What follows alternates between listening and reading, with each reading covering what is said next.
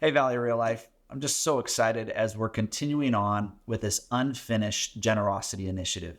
As you know, God has so many things in store for us as we get a chance to lay the foundation for the next generation and the impact that He wants to do in and through us.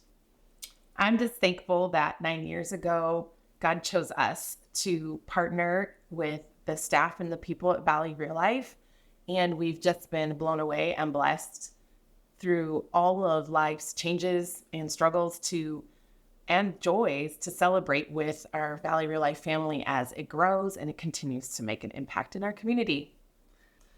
And so, with that being the foundation that we've received, we want to be that kind of church that lays it for others. And so that's why we're doing Unfinished. And so what I want you to do is I want you to pull out this commitment card. And we've had a lot of questions about it. So I just want to take a second, just authentically walk through the why behind the what in each section. And so as you open it up, you're going to see our vision again to the left, and then you're going to see, the commitment card itself. And as you look at the first box at the top, it says, what do I or we normally give in a year? Regular giving, projects, joy to the world, etc. So our encouragement is for those of you who have been giving to continue to give, to know that this is our mission, to be and make disciples, and that it's happening. It's happening in your life, it's happening in my life, and it's happening to those around us. And so look back and say, God, we're assuming you want us to continue to give to fulfill what God is calling us to be and do here at Valley Real Life. So that would be the first box. The second box is my or our expanded annual generosity as part of the Unfinished initiative. Now, here's the reality. There are probably many of you who can't put anything in the first box because God has either never led you or you've never been taught, you've not walked on that faith journey of giving itself. This is an opportunity now to be able to say, you know what? I believe in the impact that has been made in my life, and I believe in the impact that I want to make in other people's lives. And so what an opportunity to match our resources with that gift. And so I want to encourage you to put something down there in box number 2 if you've not given. But if you have given, like Carolina and myself, we automate our giving, which means we haven't really thought about it on a regular basis. So what an opportunity for us to pause and say, what are you calling us to do here? Now, the reason we're asking for expanded generosity because it fulfills our vision of reaching the world for Jesus. This is why we're talking about building an auditorium. This is why the expanded parking, the offices, as well as a youth impact, medium-sized auditorium, lobby, kitchen, all the things that you've already seen and heard about, because we're here to reach the world for Jesus starting in our backyard. And then what you're going to do is you'll take column 1, column 2, and then you put the total under column 3. And then after column 3, you times it by 2 years, because I just want to remind you, this is a 2-year initiative that we believe that God is calling us into.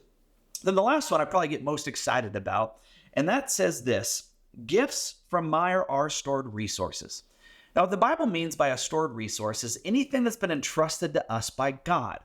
Now, here's the reality. We don't own anything. God owns everything. The earth is the Lord's and everything in it, the world and all who live in it. So we're called His managers, His stewards. And so a stored resource is anything from our houses to our cars to our savings accounts to our jewelry, our clothes, our hobbies, our interests, whatever it may be that comes to your mind. And here's the discipleship experience I want to encourage you to go on. I want you to write down, as a family, what are our top 10 most valuable resources? And then I want you to have a conversation just between you and God. And I want you to ask and answer this question: God, am I honoring you with this resource? And I want you to go line by line. And you're going to be affirmed by a lot of the things that you've written down that, yes, I'm honoring you with what you've given to me. But there's going to be some, not because we have bad hearts, but maybe because we haven't even thought about it. And as followers of Jesus, we're then encouraged to either align it to kingdom impact or to consider selling it and then giving it to kingdom impact. And so I want you to go on that journey. Go on the journey with your family. We're going to do that with our 13-year-old, and I want to encourage you to do the same with your family. What a great lesson and foundation to go through that on a regular basis. And if God is leading you, then I want you to encourage to write that number down, and then you put the total and then turn in your card either on November 4th at our advanced commitment night, or you can turn it in on the 14th and 17th along with everybody else. With that being said, there's one last piece, and that's the back. The back talks about different places we might find ourselves. Where do we fit in where God is calling us to be sacrificial? Now, I did have somebody that said, Dan, I figured this out. If everybody who calls Valley Real Life were to give an X amount of dollars, we'd have this all taken care of. And I told them, you're right, but then you're also wrong. Because God, nor the Bible, ever calls us to equal giving. He calls us to equal sacrifice. That's why the woman who gave 2 pennies versus those who gave thousands gave significantly more, because it was out of her sacrifice, where it was out of their surplus. And so this is meant to challenge us about being sacrificial based on what the Lord, again, has entrusted to us. And as you come to the conclusion of this, my hope is that this is a joyful experience, that you get a chance to go on a faith journey. Say, God, I don't know sometimes and where this is going to come from, but I'm going to trust you. I'm joyful because I get to have an opportunity to be able to do this. And so we're super excited about what this is going to do in your life and also what it's going to do in ours. Yeah, for us, it's been a busy season and year of giving to our kids. And that means graduations and weddings and different situations that I was asking the Lord, where are we going to give from, Lord? Where's the sacrifice going to come from?